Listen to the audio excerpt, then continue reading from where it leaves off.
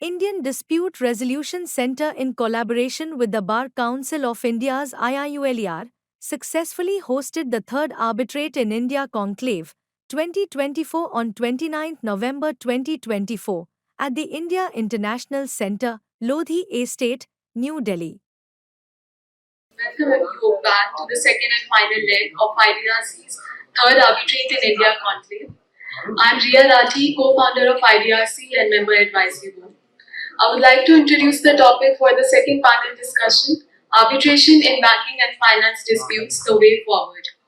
It is universally accepted that the principles of natural justice must be followed in all the adjudications, whether judicial or quasi-judicial, by ensuring that the matter is decided by someone who is impartial and every party is given a fair hearing. Adherence to these principles in arbitral regimes is critical to enforcing faith in arbitration as a reliable area mechanism. Hence, arbitration legislations all over the world do not permit unilateral appointment of sole arbitrator. However, it is worrisome that in India, certain entities, including banks and NBFCs, are misusing the mechanism of arbitration when it comes to appointment of sole arbitrators.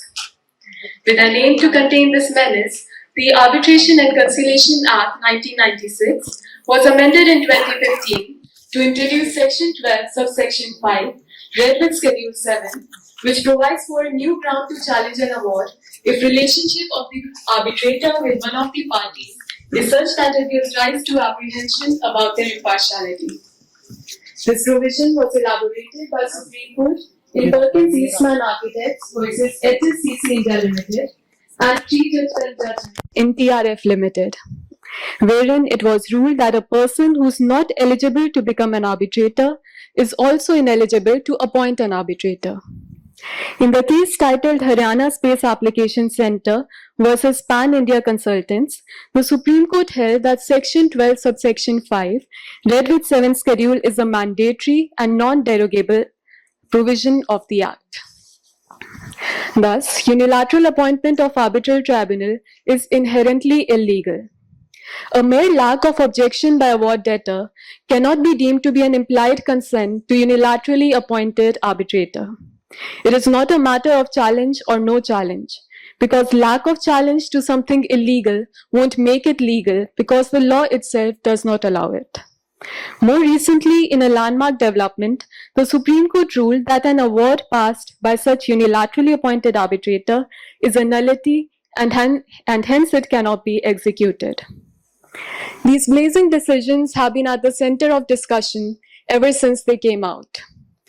But these discussions usually remain confined to the legal fraternity. The vulnerable masses need to be empowered with greater knowledge and awareness so that they're in a position to challenge these illegalities committed against them. This issue has been flagged in Justice B.N. Sri Krishna Committee report and Law Commission of India's 176 and 246 reports, which recommended strengthening of independent institutional arbitration centers. As a result, Ministry of Law and Justice, Government of India, created a panel of arbitral institutions in India, and same includes name of IDRC prominently.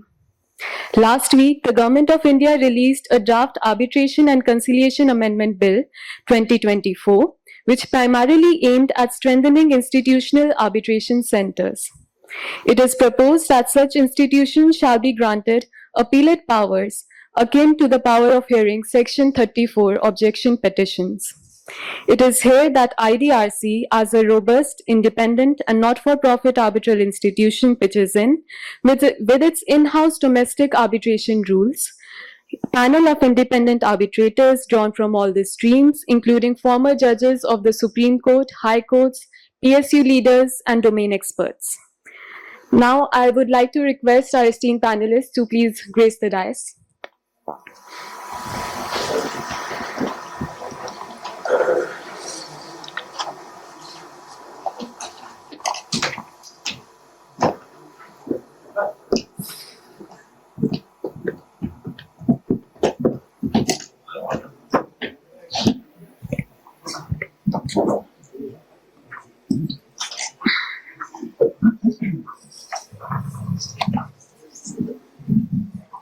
Now I would like to introduce our esteemed panelists. Mr. Sanjay Agarwal is currently serving as Divisional Head of the Retail Assets Business at Edelweiss Asset Reconstruction Company Limited.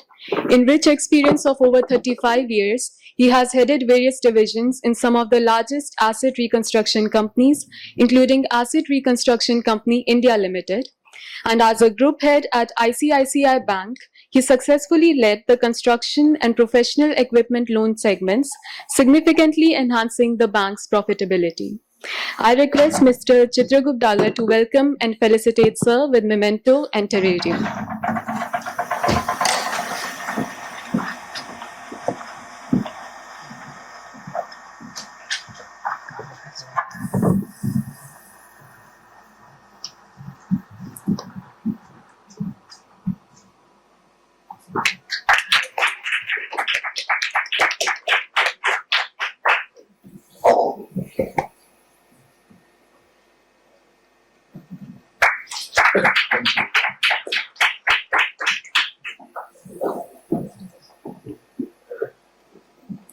Mr. Ajit Kumar Mishra is Executive Director of Dedicated Freight Corridor Corporation of India Limited.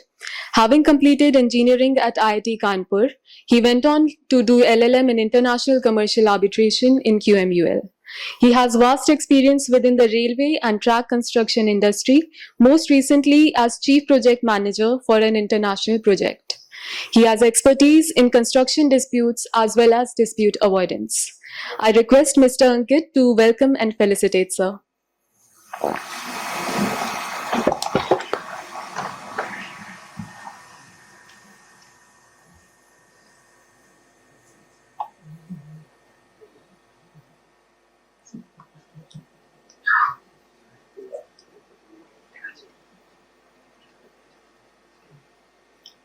Mr. Ankit, we are waiting for you.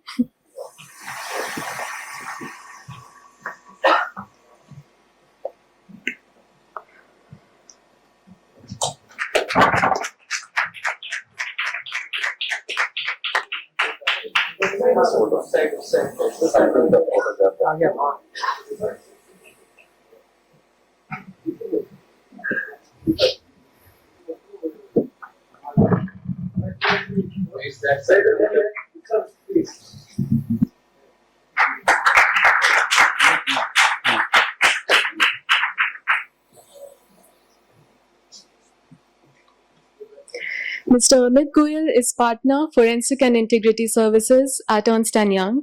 He has vast experience in multi-jurisdictional investigations, forensic accounting, and dispute advisory in commercial and business disputes. He is a CFA charter holder and chartered accountant. He is adept at quantifying damages, delay analysis, and valuations.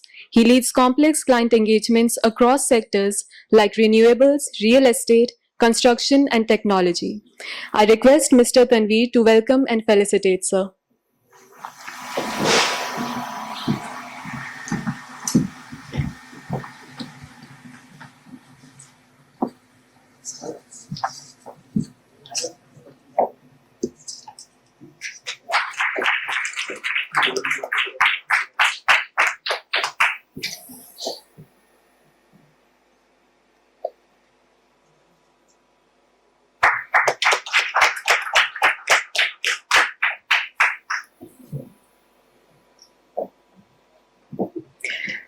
Mr. Asim Chaturvedi is a partner in the Dispute Resolution Practice Group in Khaitan & Company. He has been practicing for over a decade and regularly appears before all the forums, including Supreme Court of India, various high courts, arbitral tribunals, district courts, and consumer forums.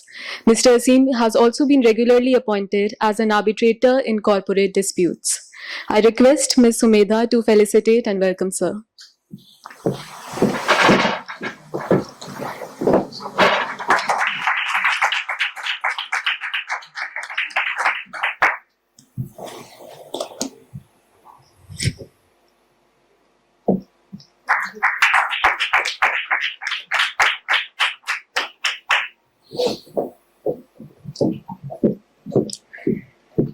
Dr. Shashwat Bajpai is founder partner of DSRB Law Chambers. He completed his master's degree from University of Oxford, where he specialized in corporate business taxation and arbitration. He holds a PhD degree from NLU Delhi in transfer pricing and international taxation. His areas of expertise include arbitration, civil disputes, company laws, direct and international taxation, transfer pricing, and telecom law. I request Mr. Vikram to welcome and felicitate, sir.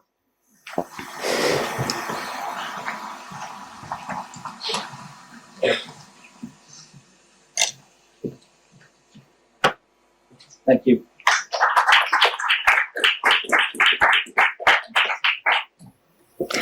Now we look forward to hearing the expert views of our esteemed panelists.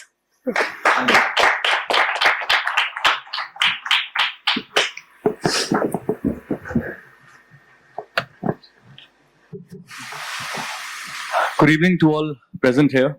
At the very outset, I would like to thank IDRC, Indian Dispute Resolution Center, for curating this fantastic event. We have had an excellent panel discussion, and hopefully this one will also be. And thanks to Divyansh, Sumedha, and the entire team. Now, IDRC's motto is helping good people resolve. We have 4 such good people here, and hopefully they will be resolving some of our queries, your queries, with regard to a very interesting area, which is not the usual area we would discuss in conferences nowadays, but it's a very, very pertinent, interesting area, which is arbitration in finance and banking disputes. And what's the way forward? Now, we've decided to keep this session a very interactive session. We'll be having discussions amongst ourselves. And feel free to ask any queries, though we've reserved it at the end. But if you do feel that some questions needs answering, please free to interject us. Now, let us kickstart today's discussion with the most basic of queries. And I'll put this to Mr. Chaturvedi here. Aseem, how have courts in India looked at arbitrability of banking and finance disputes, especially concerning debt and recovery matters? Thank you, Shashwat. Thank you for offering me the opening batting on this one. And I thank you to IDRC, thank you to all who are here. I'm sure you have better plans for a Friday evening, but you're sitting here to listen to us. So the question, I wish I could answer it in a yes or no. But the way we see it, it's really a conundrum. The Supreme Court has, in a recent judgment in Vidya Drolia, in fact, tried to resolve this, what we call as a conflict of polar extremes. That the issue of arbitrability of insolvency and bankruptcy claims really is, in terms of this judgment, not arbitrable, because they have kind of distinguished 2 sets of rights, which are rights in rem and rights in personam. As long as it's a right in rem, which is affecting the world at large or general application, it's non-arbitrable. When it's in personam, whereas it's an inter se between 2 parties, it's arbitrable. But it's still a grey area. As of now, Vidya Drolia has kind of shed some light, and it said that insolvency and bankruptcy disputes per se will not be arbitrable. I must say our opening batter has done well. I'll put this to Mr. Agrawal now. Mr. Agrawal, tell me, how can arbitration frameworks address the power imbalances which are existing between large financial institutions and corresponding small borrowers, please? I spent a long time both as a lender as well as in asset reconstruction business as an acquirer of NPA loans. Somehow I feel that arbitration as a means to settle disputes between borrower and lenders has never attained its graceful place or respectability that it rightly deserves. And one of the reasons for that is this power imbalances that you've asked me. Every loan agreement has a clause where the lender can unilaterally appoint an arbitrator. The moment you say unilaterally, it loses its the credibility completely. And if an institution or a process which is about dispensing justice, which is not credible, it loses its the reason itself to exist. So not only appointment of independent arbitrator, but it should be seen as arbitrator should be independent, which means it has to be devoid of any kind of power imbalances. Now, I'm sitting here at this forum where the Indian Dispute Resolution Center is there, which is organized by you guys. So one of the ways out is proposed by you, you yourself, is appointment of arbitrators by a distinct institution which is not the lender or the borrower. It gives an element of credibility and independence for the appointment. Nobody can challenge and say that the arbitrator is biased towards one particular party, and it takes away that the power, the component which a lender has. Having said that, I also feel they should also have an ability to appoint an arbitrator mutually agreed by the two parties. We can't necessarily impose that you got to go through this particular institution for appointment, or arbitrator. So maybe an institution like us or any bank can have a couple of institutions like IDRC on the panel who appoints arbitrator, and just in case the borrower or the other party say that I am willing to appoint an arbitrator with mutual consent, we should be open to that as well. So that's my view to remove the power imbalances here. Thank you, sir. I'll slightly digress a bit. Since last decade, we've seen arbitration has become a norm as far as construction disputes are concerned, and especially in the big ticket matters between the public sector undertaking, the PSUs, as well as private infrastructure companies. And I'll put this to Mr. Mishra, who's been in hundreds of such arbitrations himself, sometimes as the perpetrator, litigator, and sometimes at the receiving end for private infrastructure companies. So, given the topic today, could you please give some insights and compare or distinguish between, for arbitration as a dispute resolution mechanism comparatively between construction disputes and banking disputes, sir?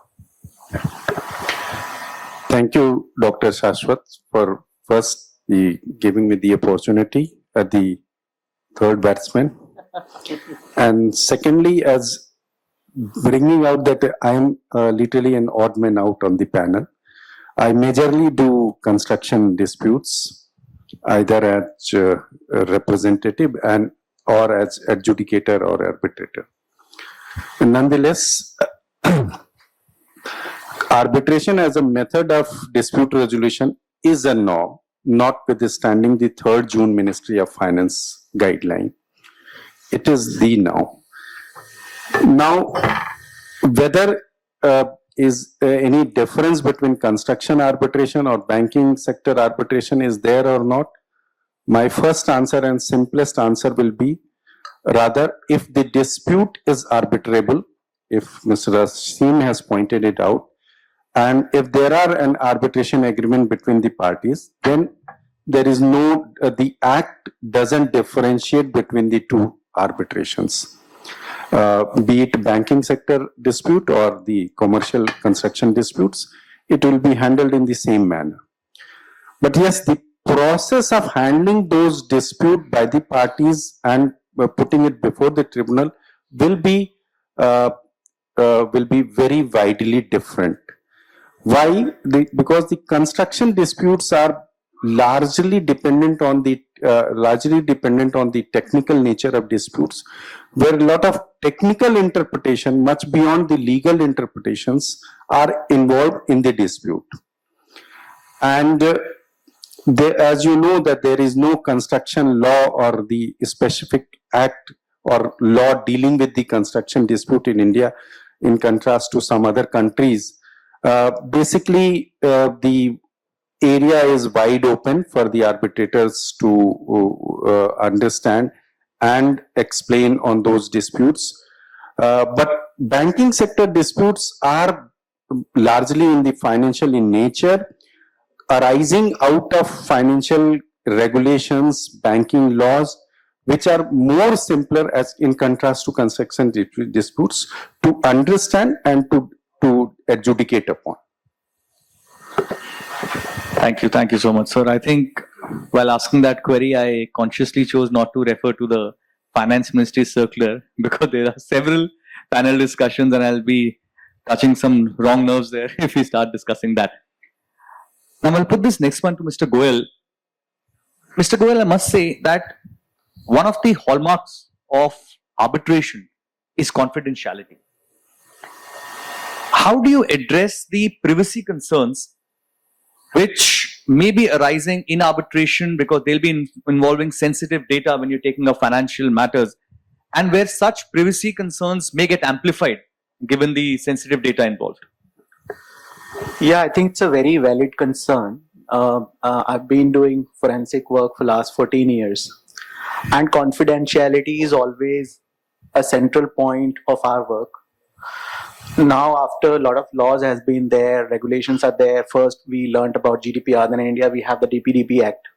So it has become more crucial, for professionals like us to re-emphasize the need of maintaining confidentiality. Now, if I talk about, how we practice confidentiality in our day-to-day jobs. So again, we are in a people business. We do a lot of teamwork. So the very first thing for us and which we are practicing is training our people on confidentiality. The very important aspect is training your people on the confidentiality, that what is expected from them, right? And I'll give you an example that, at our organizations and a lot of, leading organizations, they conduct regular training on confidentiality, and these are mandatory. In fact, it's part of the regular appraisal mechanism of the organization, that if you have not attended this training, then of course it will impact the appraisals. So that's one. A lot of organizations are more, very innovative around the confidentiality, and a lot of cyber attacks happening nowadays. So every 7 days or 10 days, there are simulated emails which are phishing attacks. So it seems like it's a phishing attack, and person has to, if someone acts and try to open that attachment, and say, hey, you kind of, just misjudged this email, and if this would have been the real attack, then you would have been the problem, right? But then it also says that if you identify the red flags in that email, then it say, hey, congrats, you kind of, identified a phishing. So that's number one, is training. Then it comes to when we execute the client engagements, then, at the very start, we sign the confidentiality agreements with our clients, as well as within the team as well. So every team member has to sign a confidentiality agreement. Okay. So that's on the, binding part and the training or awareness part. Right. The second part is, how we implement confidentiality mechanisms. So obviously, there are a lot of, access controls as well as secure portals which are being used. So we avoid using informal channels like pen drives or, WhatsApps or any email communication to and from personal email IDs. We've used secure channels such as, data rooms, etc. And then we put access controls also. So it is not like that anyone can access that particular vendor data room. Only the specified people with the level of access they need to are only assigned. So that's one. Now the second part is, in a lot of arbitrations, when we do the banking related arbitrations or we do banking related forensic engagements, for instance, there is a lot of personal data we receive while we do the investigations. For example, if we receive a lot of employee details or customer details, it has the personally identifiable information. If we use it, first of all, we try to minimize the collection of that sort of data if it is not required, right? We say, okay, we don't need it. Please either redact or remove it. In case we do get it, then we make sure that it doesn't come to EY. We try to work back with the clients that how to minimize exchange of that kind of information. And if we do get it, then we make sure that it is again redacted, used, and then disposed of as well in a proper manner and documented. So I think these are some of the protocols which we kind of practice. And also we do have incidents response plans and so on and so forth. So I think that's very important, and we practice on a day-to-day basis. I think you mentioned a very important point with regard to the non-disclosure agreements, which I think should be made mandatory in financial arbitrations amongst all stakeholders involved in that arbitration. So, thank you. Now, if you see my friend sitting on my left, Mr. Chaturvedi, now Seem and I play a lot of cricket together. And we've always got this tug of war between us that who's going to bat first. Now, we've got a similar tug of war between arbitration and the IBC code. And it's been going on since the IBC's code's inception in 2016. Now, What do you think are the implications of the IBC to arbitrations, if we look at it from a financial arbitration perspective? Right, thanks, Shashwat. So it's interesting because both arbitration and IBC are specialized legislations. It's not a specialized legislation with a generic law that the specialized legislation will prevail.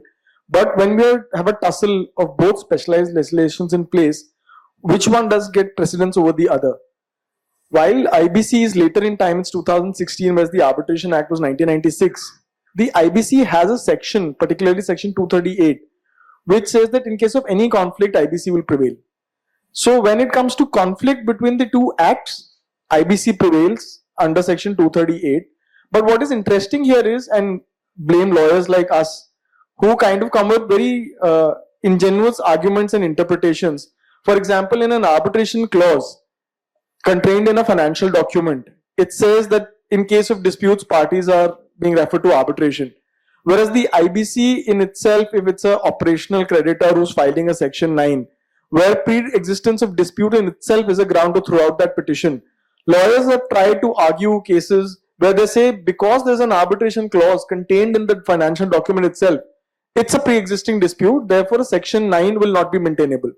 So the Supreme Court has interpreted it and put this issue to rest, that in cases of conflicts, IBC will prevail, but merely because there's an arbitration clause contained in a financing document, that by itself will not be a pre-existing dispute, and it's not a tussle between an arbitration or an IBC. When we advise clients from a more practical aspect, they reach out to us that although this agreement has an arbitration clause, arbitration will be time consuming and will be cost consuming and to the detriment of lawyers and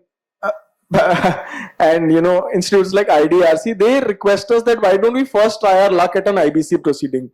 IBC these days is actually being perceived as a threat, and you first want to try your luck by sending a dispute notice or filing an IBC petition with the hope that it gets settled.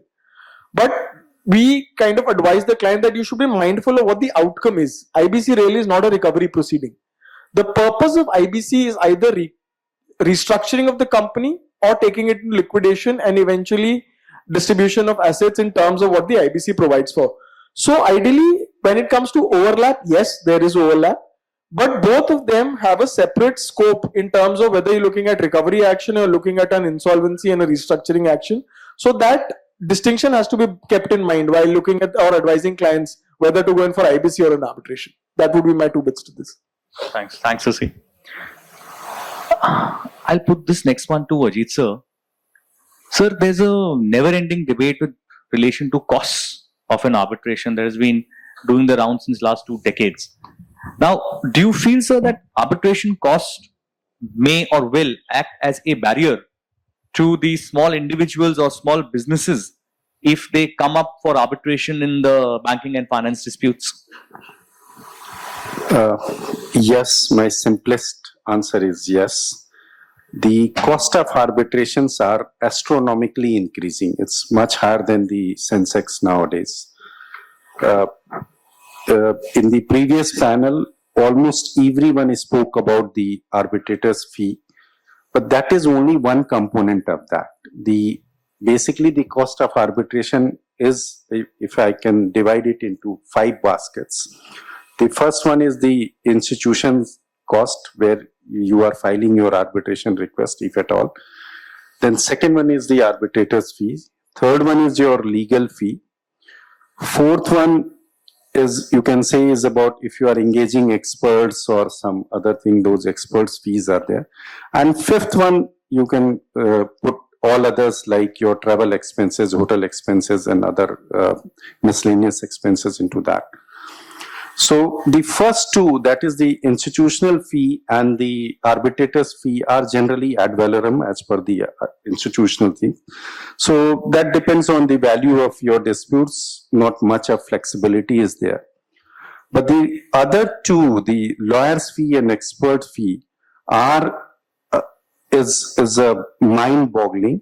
There is no benchmark to that, and there is a competition between the parties to engage not only the better lawyer. Obviously, if that is the case, it should be acceptable, but rather going for the more costlier and costlier lawyer and experts.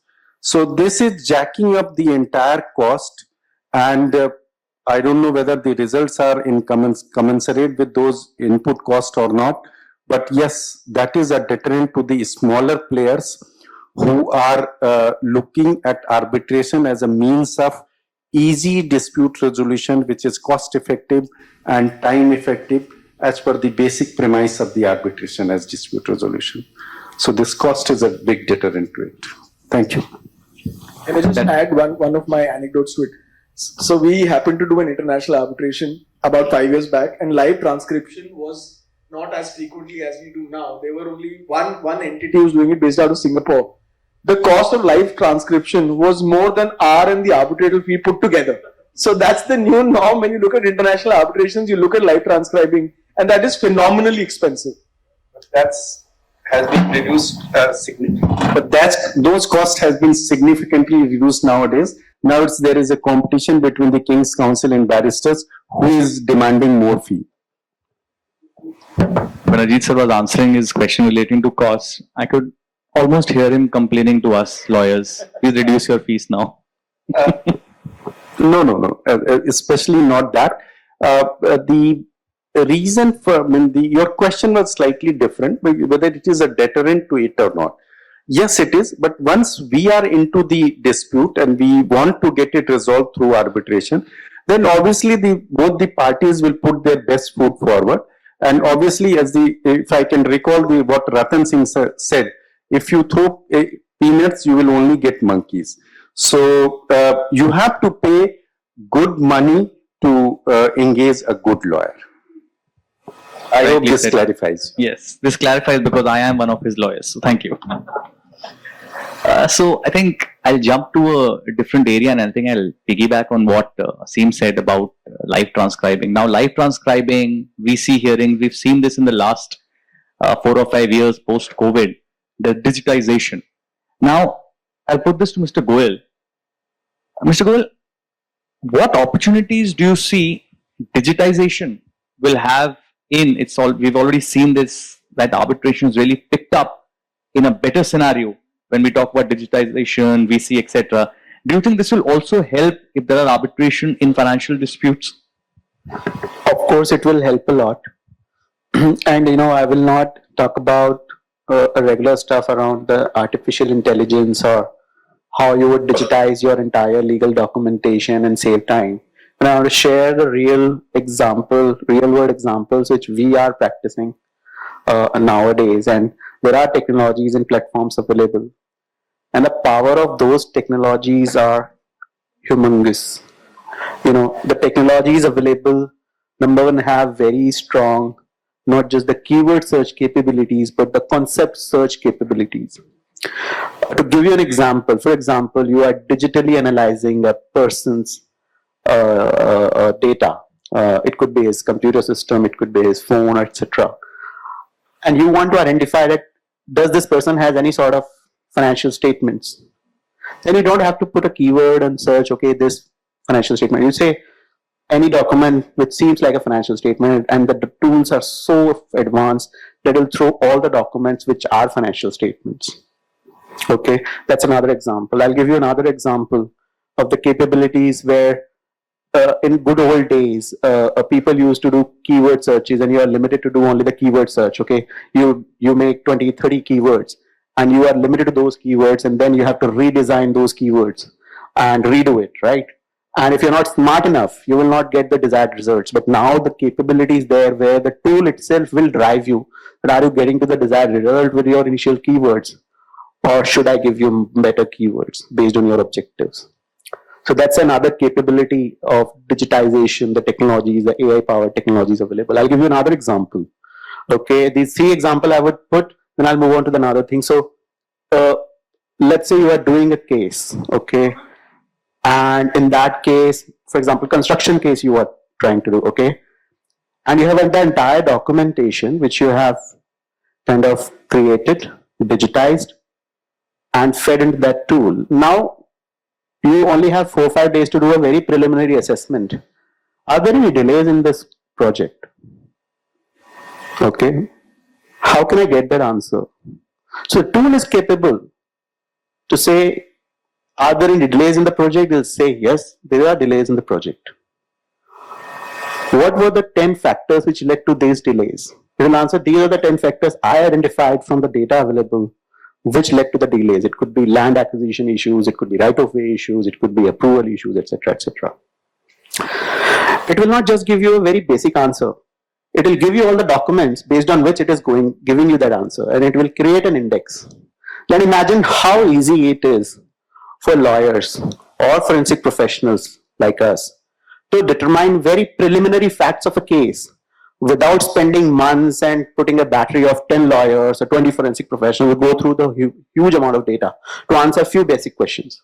Of course, you have to put your intelligence into it, but the tools are available, technologies are available. So that's one advancement which I am seeing globally happening. And I think India is no behind. I think they will catch up soon. A lot of law firms, I think, adapting to those technologies. I think the second aspect which I have seen, and I don't want to touch upon too much on it, is the digital hearing. In the old days, digital hearings were not there, but after COVID, we have seen it rising and it is still happening. And I think in many international matters, US matters, in fact, Indian experts are able to participate in the cross-examination, provide their expert testimonies as well, while not traveling to US or while not having any visa for the US. So that's another advancement, I would say. And apart from, there are other tools available, technology tool, analytical tools, which are there, which we see on a day-to-day basis.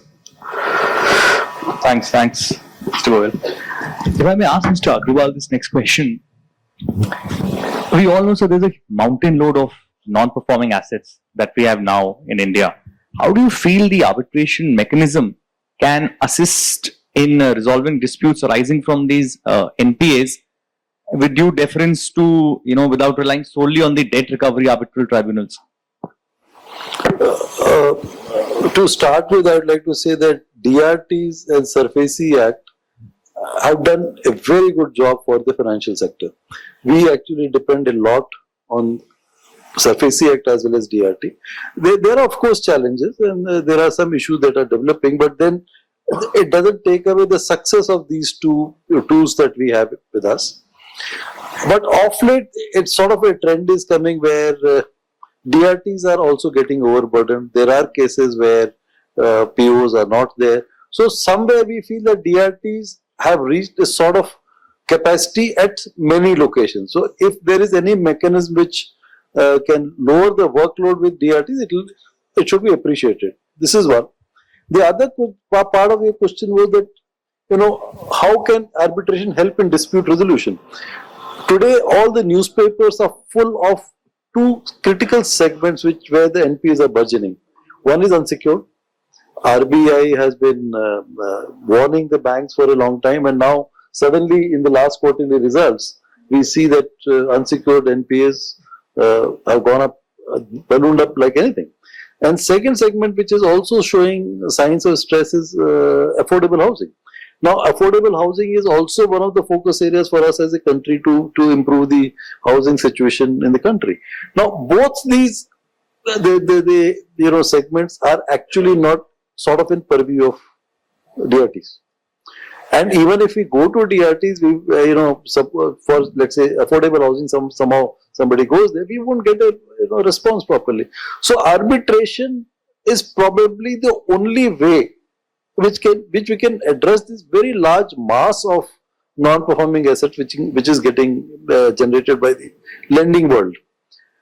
Coupled with that, if we see a situation where younger borrowers are becoming more and more aware and they are more concerned about their credit history, they got to borrow in future, they don't want to spoil their credit record, which means they don't really need a law kind of solution. They need something which is somewhere between the DRTs and pure law and something like arbitration, which is a little softer. So online dispute resolution kind of thing which are being offered now, which are available now, if they become popular, they are the best way to address a very large volume of smaller loans, unsecured loans, and unsecured could even be slightly bigger loans, because DRT, even if you go to DRTs, the process becomes longer there. So today, particularly for business loans, we see cases where even 50 lakhs loans are being given, which are unsecured in nature. So there also arbitration can play a very, very big role. We feel that arbitration as a tool is underexplored. If we are able to put our house in order, the process in order, this is going to do a great deal of service to the ecosystem, whether it's lenders, already the borrowers, or entities like us. I think it's a very Anglo-Indian and interesting perspective that has been brought. But I see a hand being raised before I ask the next question. Please, sir. Can someone please hand over the mic? This distinction between IBC and arbitration. What is the meaning of arbitration? Assertion of a right by one party and denied by the other. Does the IBC have the powers to decide the dispute? That's one. The other contradiction is the whole purpose and object of this discussion was to understand whether institutional arbitration should be the talk of the day. I mean, is this important that the government of India must encourage arbitration clauses to be inserted in banking and non-banking finance companies agreements? Even if assuming there is no such clause, by an agreement by and between both the parties can agree to refer a dispute. If you are in control of your borrower, and I'm in this field for many years, you can bring the party to a settlement. This mediation in Delhi High Courts and mediation by the trial courts, the mediators are not well versed with the arbitration or mediation laws. So it should be an institutional arbitration. If you have to go under Section 11, let the courts refer the disputes to arbitration. And I think there will be faster disposal of banking disputes. DRTs are overloaded. It's very strange. I mean, you go for a 2 crore debt recovery and they say we have no time for 2 crores, matter is kept pending. For them, 2 crores doesn't matter. They are looking at 200 crores. So even in the public sector entities, even if there's an arbitration and you have all the reliefs, you've got Section 9, you've got Section 7, why do you read Section 9A, emergency? Do we even use Section 9? How many companies are using Section 9? How many are using Section 17 of the Arbitration Conciliation Act? It's a highly undermined act. We are all going to IBC, winding up all the corporates in India. There will be no invest in India. The companies will be wound up and taken up. So I don't know what you have. So I completely echo your sentiment. And it's my personal view that DRT as an institution, sir, maybe because of the lack of the will to put in more infrastructure. I don't know if you've appeared recently in DRTs. I think it was one of the last tribunals to get VC facilities. Our focus right now is shifted from DRT to IBC. It's a newer legislation. It has so many amendments. It's got all the teeth. Let's focus on something which is new. It's very human. Whatever is new, let's focus on whatever is new. Forget about the earlier legislations.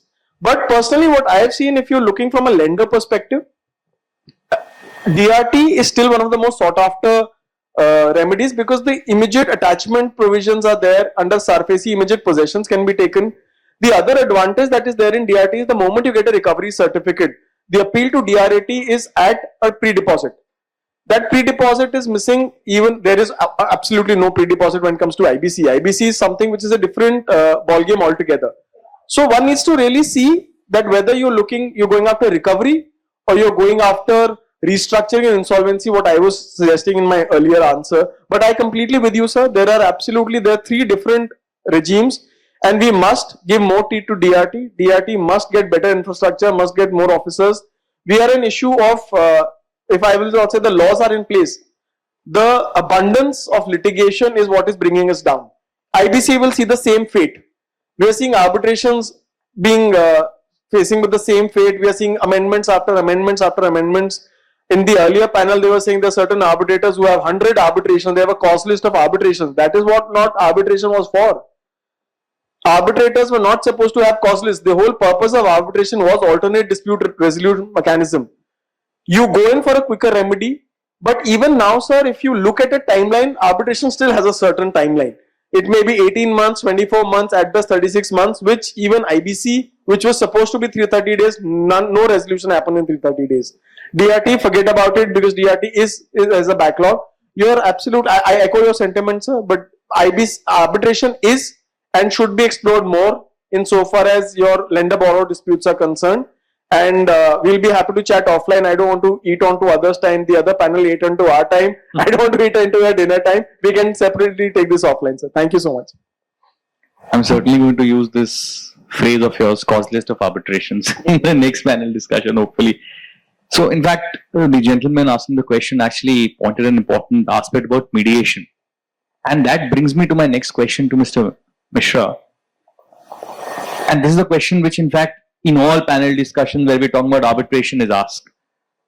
How do you perceive, sir, if we have a hybrid model of either ARB-MED or MED-ARB in complex financial disputes?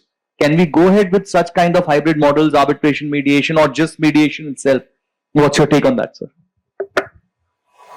Yes, that's a very interesting question, and this question is lingering since so many years in the legal fraternity.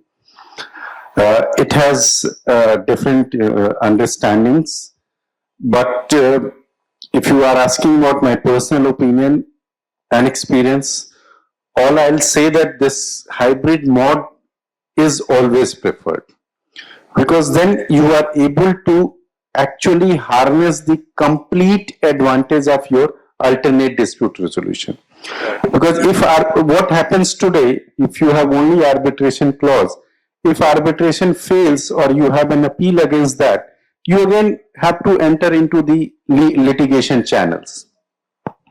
But if you have a clause like ARB-MED-ARB, if during the arbitration the arbitrator may offer the parties to go and try for mediation, although section 30 provides this, but that's a more formal one where the arbitrators are obliged to refer the or offer parties about the mediation. And if there is a mediation settlement, then it will be issued as a decree of court, like the arbitral award. Or even if that fails, mediation fails, then again the arbitration can be resumed and things like that. So it is always good to have clause like this, and a pioneer institution in this, I'll say, if I can say so, is the SIAC, where they have this in their clause itself, they have a joint kind of statement where the arbitration will be held under SIAC and then mediation will be held under SIMC in the same text. So the arbitration clause is put like this, that if the arbitration fails, then party will refer the dispute to mediation under SIMC rules. Things like so, it will be always beneficial to have a clause like this and refer the disputes through this composite mode of dispute resolution. Thank you, sir. Now, coming to another important issue, which has again been a bone of contention in several arbitrations, which is pertaining to experts and experts' witness testimony. And who better to answer that than Mr. Goyal?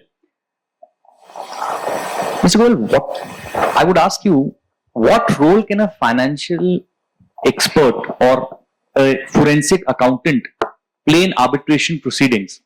And what complexities may arise if he is to be treated as a witness or if he is giving an expert witness testimony in a complicated financial dispute arbitration?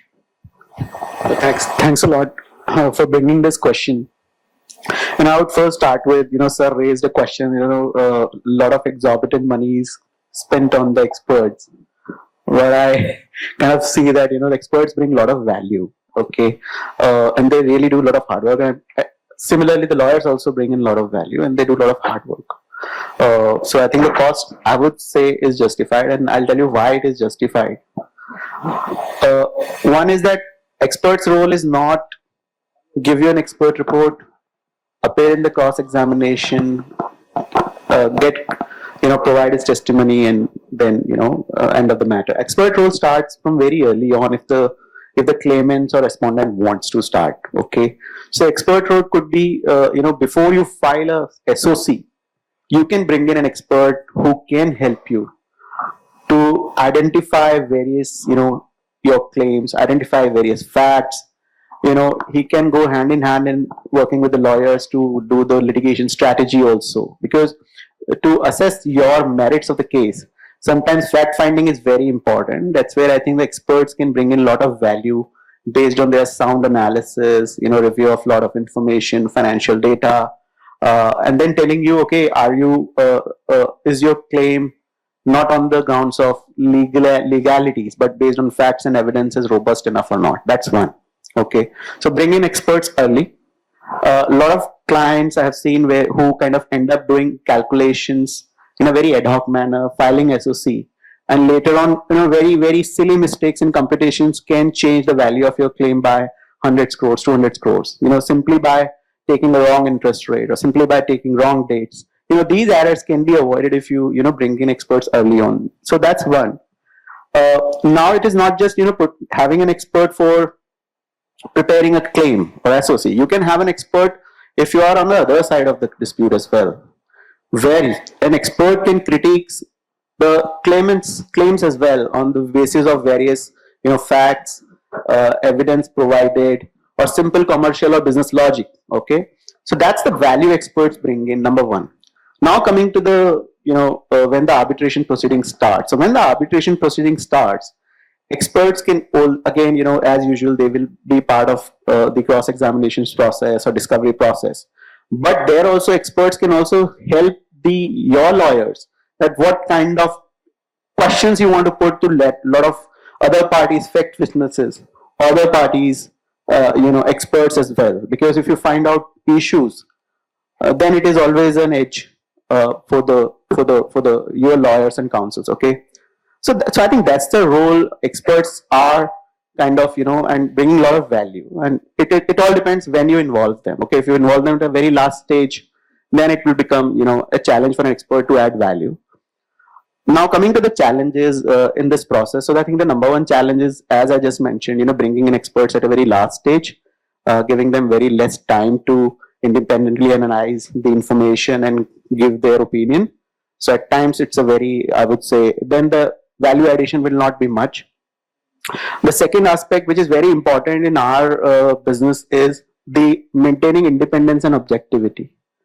So experts has to be independent. They should not appear as a as a advocate of their clients. So we have to, although we get our fee from our claimants or respondent side, but we have to be independent. Our duty of care is to the relevant arbitration tribunal or whatever court or forum is there. So our duty lies with the court and arbitration. So maintaining independence is very difficult challenge at times where you are working for a client and client may be upset. As an expert, you are not giving them a desired claim value which they believe it should be based on your opinion. So that's another challenge. And the next challenge is resolving conflicts. Because at a lot of time we are not just conflicted with our clients. Sometimes we are conflicted with the other parties as well. So these are the two key challenges. The third challenge where expert and I personally see is the availability of quality information and documentation. So at times experts has to apply a lot of judgment and empirical research and data because the claimant doesn't have enough information to support their claims, and it becomes very tricky where the expert feel and he has a conviction that yes, claim is there, but it becomes very difficult to justify this based on the available information. So I think these are the few challenges where an expert, and again, last but not the least, facing the stress of cross-examination. So I think that's one challenge, but it's part and parcel of the job. I've spoken from the heart of an expert, I must say. My disclaimer applies on experts' fee also. We appreciate that, sir. Asim, if I may ask you now, what do you feel are the inherent conflicts between specialized financial tribunals compared to the arbitration mechanism in India, and how do you feel that the Arbitration Conciliation Act 1996, of course amended as of date, align with the specific requirements of such financial disputes that we've been discussing? So, Shashwat, I will not say there is an inherent conflict. There is certainly an overlap. By overlap, I mean that again, you go back to whether you are looking at recovery or whether you are looking at a restructuring. If you are looking at recovery, there is no better legislation than the Arbitration and Conciliation Act.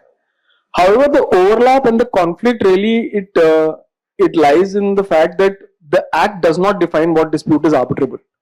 We've had series of judgments interpreting whether it is arbitrable, it is not arbitrable, and they all end with one simple line that it will have to be decided in the facts and circumstances of each and every case. So for better clarity, if the Act, or whether we have the 2024 amendment, whether the 25 amendment, if it provides that yes, this is an arbitrable dispute, this will be arbitrated. I think if financial disputes are categorized as arbitrable disputes, whether it's insolvency, bankruptcy, it will be a step in bolstering arbitration in terms of the preferred choice when it comes to financial disputes. That number one.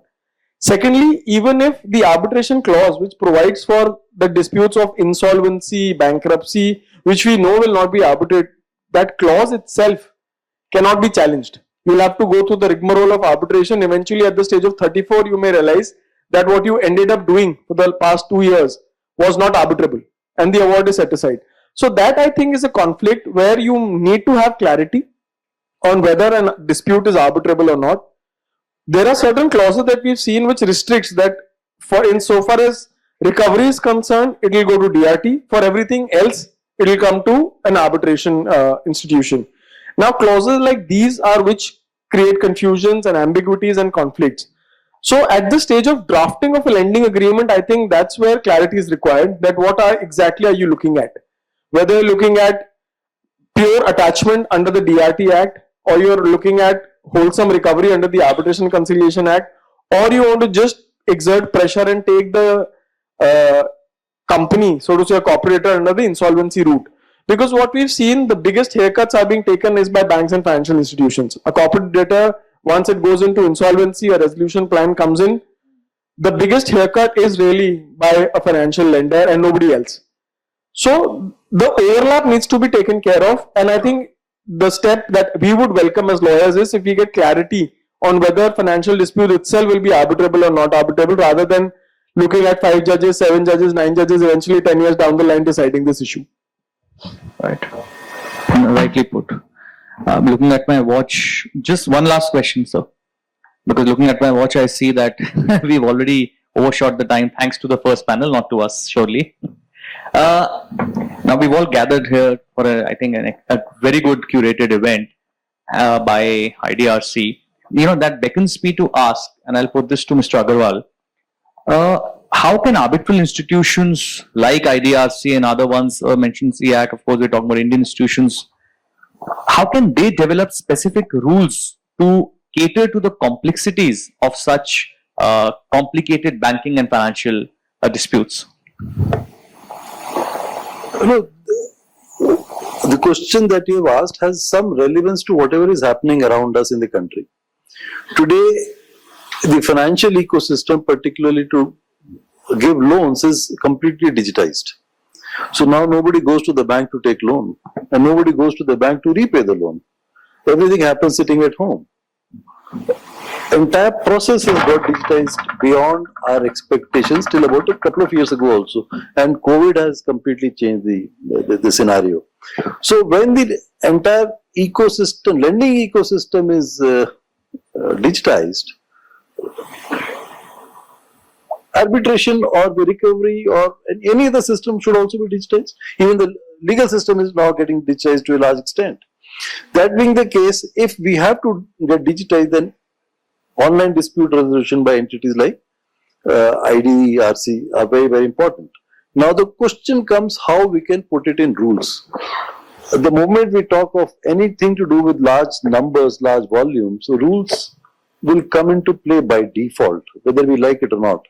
But there are 3 information streams that would be required to prepare those rules. One information stream is the regulator itself. We are all guided by Reserve Bank of India, and their guidelines keep getting changed every now and then. So your dispute resolution mechanism must have a direct information or awareness of what are the current or the latest guidelines of the regulator, which are very, very important today. Second is, it also gets impacted by the latest judicial orders in the law. So you need to have domain experts or the people who, or your rule engine should have a compendium of all the latest judgments which impact decision making. And third is something which I would say very few people would say in this kind of forum, is the own database of IDRC. When I say own database, IDRC would ideally become an institution like Edelweiss Asset Reconstruction Company. We deal with all banks. We acquire loans from all banks. So we see a trend that X bank has very good tight agreement. Y bank doesn't have the tight agreement. X bank has good credit policy. Y bank doesn't have good credit policy. X bank's documentation is perfect. Y bank's documentation is not perfect. So once you have your own database, you can make your own rules. And if it comes from a particular bank, we know that arbitration clause itself is not there. So why should we accept it? So these particular data points would get generated from the own database. So if you have three information streams coming here, and I'm sure the digitization or artificial intelligence or analytics has helped us in building rules, it won't be way too. Fair point. Fair point. With that, let's quickly open the floor to any questions. With paucity of time, we'll just take one last, please, to the gentleman between the two cameras. Good evening. I'm Sunil Luthra, presently an advocate. Earlier, I was a banker. Only question is that in this whole discussion, largely the loans are settled through compromise and one-time settlement. That has not been a part of this discussion today. Still, I find that most of the loans, mainly that small ticket size and this unsecured loans are settled through OTS and compromises only. Because what we want in that there is less of hassle and more of recovery. Though we lose out some money in this settlement also, but still, so far as this arbitration or mediation is concerned, when we go to the court, they send us to the mediation or that arbitration, but normally that we straight away don't go for this arbitration. This is what is happening in the bank. So this is what my take on this is, and for that if the panel could say something about this, that why we still insist on going for one-time settlement and compromises only. So if I may just give a very practical answer to that. 100 crore loan if you're taking from public sector bank, which officer do you think will want to write off 90 crores out of that? Nobody. So while one-time settlement is a good option, sir, once it's blessed by a judicial authority, and an officer will be more than happy to offer a one-time settlement in a judicial forum, because no onus will come on him or her that why did you authorize that? The last thing you want is a CVC investigation opened against you because you authorize a 90% haircut. So therefore these judicial forums and arbitration, I'm giving a very practical example. They come in handy because there is nobody else who's willing to settle it. They say go to court, get it settled. The courts are burdened with cases. They say go to mediation and get it settled. So I think it's a very practical issue that we are dealing with, and you are absolutely correct that most of these cases end up getting settled, but the question is who will do it and why will they do it? Let me just give you one. Yes. Yeah. Of course. Let me just give you one small point there. All lenders are commercial organizations. Their objective is not recovery. Their objective is also recovery at what cost and in what time frame. So particularly when we come to smaller loans, your question was why don't we by default go to the arbitration or mediation? So the reason people still don't want to go to arbitration because commercial banks or lenders have not seen the real advantage coming out of approaching the arbitration centers, because it becomes a time consuming and expensive exercise at a portfolio level, not at individual account level. So if at a portfolio level it is not worth its while for me, I would rather prefer to take a haircut and move on. I am more concerned about what is the net impact on me rather than individual account or doing some kind of intellectual discourse there. So if arbitration as a product moves up, it is in the interest of banking world, it is in the interest of borrowers, and it is in the interest of people like us. Because at the end of the day, as I said earlier, borrowers are young, they need to grow, they need to borrow more, and it is in their interest to settle the loan at a price where they can borrow more tomorrow. They need a clear credit history. So which is where arbitration, if it succeeds, is going to be to the benefit of all of us. I think there's a day closer now where we have the OTS settlements as, if you have arbitration there, we can always enforce those awards as settlement awards. So that's another benefit of arbitration for OTS settlements. Well, with that, we come to the end of the session, and we don't want to stand between the audience and Friday night plans. So thank you to all the panelists for a very enriching and stimulating session. And thanks to the audience for bravely waiting it out for this hour. Over to you, Divyansh. Thank you, sir. I would like to extend my heartfelt gratitude and thank our esteemed panelists for the second panel discussion, Ajit Kumar Mishra, sir, Sanjay Agarwal, sir, Amit Goyal, sir, and Asim Chaturvedi, sir. I would like to thank Shashwat Bajpai, sir, Dr. Shashwat Bajpai, sir, for effectively and efficiently moderating the session. It has been our pleasure to hear the thoughts of the panel on one of the most trending topics of arbitration and banking and finance disputes and its way forward. And I hope the discussion by the esteemed luminaries and the panel has definitely brought a more clarity on the topic of panel discussion, has shown the way forward in arbitration, banking and finance disputes. I would like to extend my sincere gratitude to Manan Kumar Mishra, sir, Senior Advocate and Chairman, Bar Council of India, and member Rajya Sabha, for sharing his views in his opening address on arbitration in India and initiatives taken by Bar Council of India. This event would not have been successful without his support and support of India International University of Legal Education and Research, Goa, which is the initiative of Bar Council of India, to which we would like to extend warm gratitude for joining as principal academic partner. I would like to extend my sincere thanks to our esteemed panelists for the first panel discussion. I would like to thank Honorable Justice Hima Kohli, former Judge Supreme Court of India, Attorney General of India, R. Venkataramani, sir, Tejas Karya, sir, Head Arbitration, Shardul Amarchand Mangaldas, Ratan K. Singh, sir, Senior Advocate, and Arush Khanna, sir, for moderating the panel discussion on institutional arbitration, ad hoc versus institutional arbitration, and India as a hub for institutional arbitration. I have a firm belief that the healthy exchange of thoughts in the panel discussion will take a fruitful course to make India a hub of institutional arbitration. I would like to thank Arush Khanna, sir, Partner Newman Law Offices and Ambassador India, Vienna International Arbitration Center, for moderating the panel discussion and joining us as a representative of Vienna International Arbitral Center. I would now like to extend my heartfelt gratitude to our gold partners Aditya Birla Group and EY India for supporting the third Arbitrate in India Conclave. I would like to thank our supporting organization, without whose support this conclave would not have been successful. I would like to thank Shardul Amarchand Mangaldas, Ratan K. Singh, sir, OP Jindal Global University, Trademark Lake, Sandeep Logistics, Indian National Bar Association.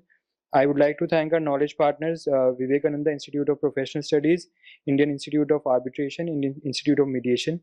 I would now like to thank our media partners for covering today's conclave, latestlaws.com, Z News, Haribhumi, and Janta TV. I would like to extend my special gratitude to our respected board of advisors and members for their constant support and guidance. I would like to thank Manoj Sharma, sir, our IT head, and his team for working tirelessly to develop IDR's EADR software, website, and cloud infra. I would like to extend thanks to our team members Sunny Chikara, Ankit Kumar, Pratibha Badoria, Siddharth Raghuvanshi, Akash Kashyap, and Dharmender for their hard work, without which this conclave would not have been successful. I would like to thank our esteemed guests and audience for joining us at the conclave today. We are highly obliged to have you with us today. I would like to thank India International Center, their staff and service providers, and Delhi Traffic Police. With this, we look forward to having you at our next conclave, and thank you for coming and joining us today. I would now like to request the panelists to join us for a group photograph, and I would like to request the organizing members to please join for the group photograph. Thank you. Thank you so much. I would request also our invited guest and panelists to join us for the